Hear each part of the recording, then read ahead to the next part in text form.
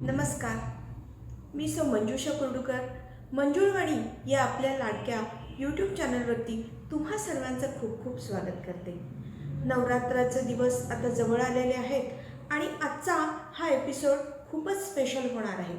चला, आपल्या सर्वांना माहीत आहे की नवरात्र याचा अर्थ आहे 9 रात्रींचा दिवस आणि रात्रींचा समूह. तर हे का साजरं केलं जातं? ॲक्च्युली नवरात्र ही संकल्पना कुठून आली याचबद्दल आज मी तुमच्याशी थोडंसं बोलणार आहे. तर आदिशक्ती म्हणजेच देवी महालक्ष्मी, सरस्वती आणि पार्वती यांचं एक संकलित रूप म्हणजेच ही आदिशक्ती किंवा दुर्गा आपण म्हणू शकतो. तर याचं प्रयोजन काय होतं? तर कथा अशी सांगितली जाते की महिषासूर नावाचा एक अत्यंत क्रूर राक्षस होता आणि ज्याने पृथ्वी आणि स्वर्ग दोन्हीचाही नाश करण्यास सुरुवात केलेली होती. सर्व देव आणि दानव सर्वांनी मिळून त्याच्यासोबत खूप युद्ध केलं आणि तरीसुद्धा ते त्याला हरवू शकले नव्हते, कारण त्याला ब्रह्मदेवाकडून अशा काही सिद्धी प्राप्त झालेल्या होत्या की त्याला हरवणं हे अशक्य झालेलं होतं. आणि अशावेळी सर्व देवांनी आदिशक्तीकडे विनवणी केली की देवी, आता यातून तू आम्हाला संपूर्ण सृष्टीला तू वाचव.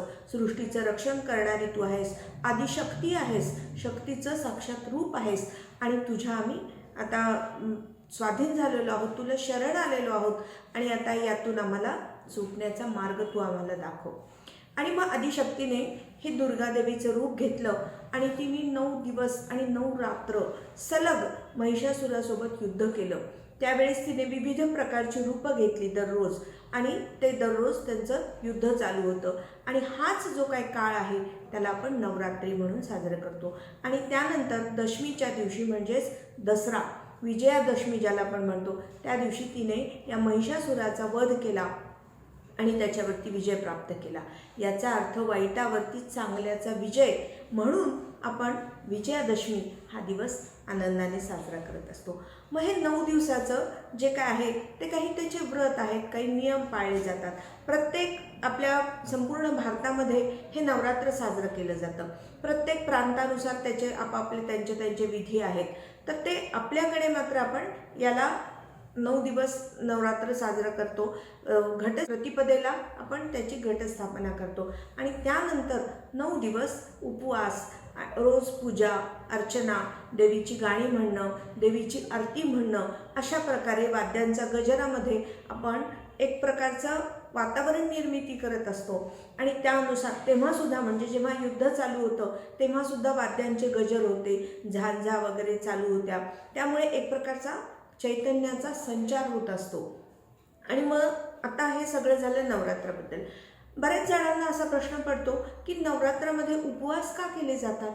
तर साधं त्याचं उत्तर आहे की ही जी देवी होती आदिशक्ती, तर तिने हे 9 दिवस चालू होते तेव्हा तिने उपवास केलेला होता.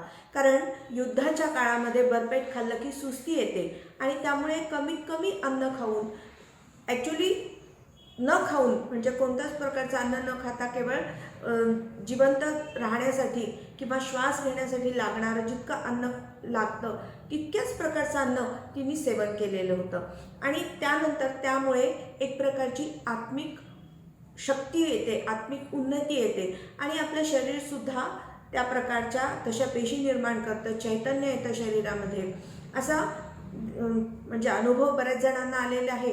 आणि त्यामुळे देवीने हे अशा प्रकारचं व्रत केलं आणि तिला समर्पित म्हणून बरेच लोक नवरात्रामध्ये उपवास करतात. आता उपवास याचं जर शास्त्रीय दृष्टिकोनातून आपण त्याच्याकडे पाहिलं तर आपल्याला त्याबद्दल बरंच काही समजून जातं. उपवास याचा अर्थच आहे उप म्हणजे जवळ आणि वास म्हणजे राहणे. तर उपवास याचा अर्थ जवळ राहणे, सानिध्यात राहणे. म्हणजेच जेव्हा आपण देवीच्या नावाने उपवास करत आहोत 9 दिवसाचे, कुणी पहिल्या दिवशी आणि शेवटच्या दिवशी सुद्धा करतात. ज्याला जसं सहन होतं, ज्याची जशी शारीरिक क्षमता आहे त्यानुसार ते उपवास करत असतात. तर अशा प्रकारच्या उपवासामुळे आपण देवीच्या सानिध्यात राहतो, देवीचा जागर करतो आणि तिच्या चिंतनामध्ये राहतो. आणि त्यामुळे आपल्याला एक प्रकारचं समाधान मिळतं, शक्ती मिळते. पाहायला गेलं तर नवरात्र हा सण आरोग्याच्या दृष्टीने सुद्धा फार महत्त्वाचा आहे. कारण आपण हे जे शारदीय नवरात्र साजरं करत असतो याचा अर्थ आहे शारदीय म्हणजे शरद ऋतूमध्ये येणारं नवरात्र. तर शरद ऋतू हा ऋतू असा आहे की पावसाळा संपलेला असतो, जवळपास संपत आलेला असतो किंवा संपलेलाच असतो आणि त्यानंतर हिवाळा सुरू होतो आणि तीव्र थंडी सुरू होते. मग हा जो काळ आहे तो ऋतुसंधीचा काळ समजला जातो. तर या ऋतुसंधीच्या काळामध्ये काही शारीरिक व्याधी डोकं वर काढू लागतात. त्यामुळे आपली प्रतिकारशक्ती वाढवण्यासाठी आपण जास्तीत जास्त उपवास केला पाहिजे. पोटाला एकतर भूक कमी लागत असते आणि काही विज्ञानाने सुद्धा हे सांगितलेलं आहे की उपवास करण्यामुळे कॅन्सरसारख्या पेशंटचा सुद्धा आपण नाश करू शकतो. म्हणजे पहा उपवास करणं किती फायद्याचं आहे. तर अशा प्रकारच्या या पावसाळा संपून हिवाळ्याच्या सुरुवातीच्या ऋतुसंधीच्या काळामध्ये आपल्या शरीराला मजबूती देण्यासाठी, आपली प्रतिकारशक्ती वाढवण्यासाठी अशा प्रकारचे उपवास केले जातात. आता आपण पाहिलं आहे की पावसाळ्यामध्ये आपली स्वच्छता करत असतो अगदीच झाडून. आता सध्याच्या काळात त्याला आपण म्हणतो डिटॉक्स करणं, बॉडी डिटॉक्स. तर हे उपवासाचंच एक प्रकार आहे. तर यातून आपल्या शरीराची संपूर्ण स्वच्छता होते. आतड्यांची साफसफाई करण्यासाठी लंघन हा एक उपचार आपल्याकडे आयुर्वेदामध्ये खूप हजारो वर्षांपूर्वी सांगितलेला आहे आणि त्यामुळे उपवासाचं खूप महत्त्व आहे. तुम्हाला जेवढा सोसेल, जितपत होईल तितका आपण उपवास केला पाहिजे. उपवास ही गोष्ट अशी आहे की जी करण्यामुळे अधिकाधिक आपण आपली कॅपॅसिटी वाढवू शकतो. तर काही लोक तर अक्षरशः मी पाहिलं आहे की नवरात्रामध्ये पूर्ण 9 दिवस झोपतात आणि पोटावरती दिवा किंवा पोटावरती घट बसवतात. म्हणजे त्यांचा मनोनिग्रह किती वाढलेला आहे याकडे आपण लक्ष दिलं पाहिजे. म्हणजेच आत्मिक उन्नती होणे, मनोनिग्रह वाढवणं, उपवास. आता घरातील स्त्रियांना तर बऱ्यापैकी माहीत असतं की घरातील सर्व मेंबर्सला आपण भरपूर काही काही खायला प्यायला करून देत असतो. नवरात्रामध्ये काही जणांकडे तर दररोज पूर्णवर्णाची आरती असते. म्हणजे अशा प्रकारचं आपण सगळं करून देत असताना सुद्धा ते खाण्याची वासना सुद्धा होत नाही. याचाच अर्थ आपण आपला मनोबल वाढवलेलं आहे आणि अशा प्रकारे हे आपण वाढवलेलं मनोबल आपल्या इतर कार्यातसुद्धा आपल्याला नक्कीच उपयोगी पडत असतं. कारण कोणतीही गोष्ट करायची असेल तर फक्त संकल्प करून चालत नाही, त्याला पूर्ण करण्यासाठी आपल्याला मनोनिग्रहसुद्धा तितकाच आवश्यक असतो आणि अशा प्रकारच्या उपवासामुळे आपल्याला हे मनोबल प्राप्त होत असतं. म्हणून मी तर म्हणते की नवरात्रामध्ये अवश्य प्रत्येकीने उपवास करावेत. त्यामुळे भरपूर आपल्याला प्रतिकारशक्ती मिळणार आहे आणि आपण अधिक सजगतेने, अधिक प्रसन्नतेने, कार्यतत्परतेने आपण पुढचं आपलं जीवन आपण व्यतीत करू शकतो. आपलं जे काही कार्य आहे त्याच्यामध्ये आपण जास्तीत जास्त मेहनत करू शकतो. आपलं मनोबल वाढवण्याबरोबर मन केंद्रित करणे यासाठी सुद्धा या उपवासाचा खूप उपयोग होतो आणि त्यामुळे नवरात्राचे उपवास केले जातात. बृहत संहितेनुसार सूर्य आणि इतर ग्रहांच्या परिवर्तनाचा हा काल आहे. यामध्ये आपली रोगप्रतिकारशक्ती वाढवण्यासाठी नवा उत्साह, नवा जोम, नवा निश्चय घेऊन हे नवरात्र येत असतं आणि अशा वेळी आपण उपवास करण्यामुळे आपलं आत्मिक बल आपण उंचावत असतो.